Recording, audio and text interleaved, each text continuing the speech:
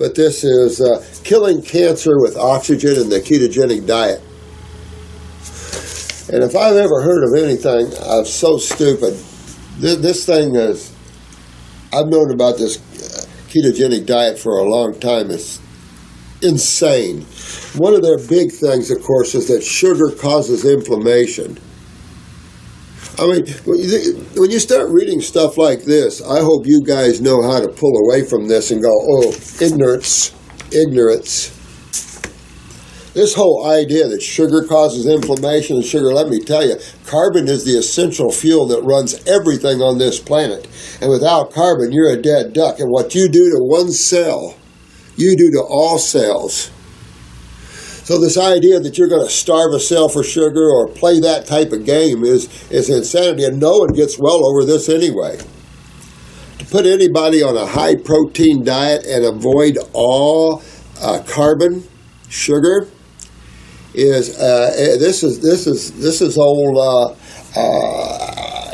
Atkins diet thinking. How many people died or had strokes and heart attacks from him? This kind of thinking is bizarre, unrealistic, irrational, untrue. I don't even know how many words to put that. I don't care what they're talking about research. Bullcrap. Sugar doesn't cause inflammation. Acids do. And sugar's not acidic. So I don't know. They're so far off in some of the ways they're looking at this, I can't even go over this. It's disgusting. I've read this before. So I don't know who sent this to me, but it's that same old stupidity that's out there. And these people, they love their intellectualism. It takes them nowhere. It takes a lot of people to Hellville and Deathville, that's for sure. You don't starve cancer. You don't try to starve tumors. That shows an extreme lack of understanding of what breaks down your cells. Let's get out of some of these names which mean nothing, like cancer. What kind of name is cancer? They promoted this as an entity that comes into you that suddenly you're just the unlucky one and suddenly you're ravished with this entity. And nothing could be further from the truth. You create all this.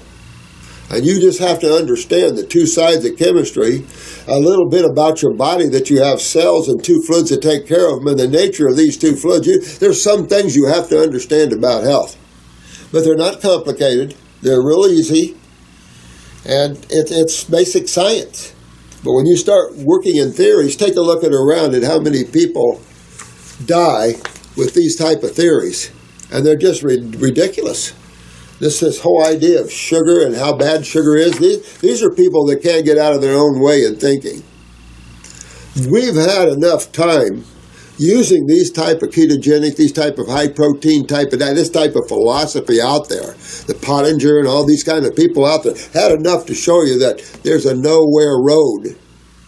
People don't get their remedies with these people. It just takes them deeper into Hellville because it's an intellectual dig. Has nothing based on truth here whatsoever.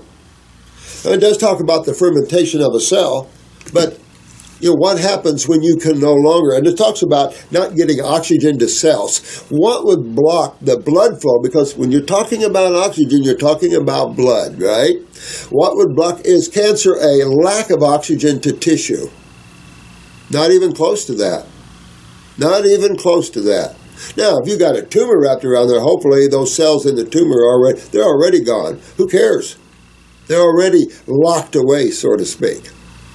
We don't have to unlock that door and let them out because they're just going to go to the lymph nodes. They're already being broken down with all the acid sewage.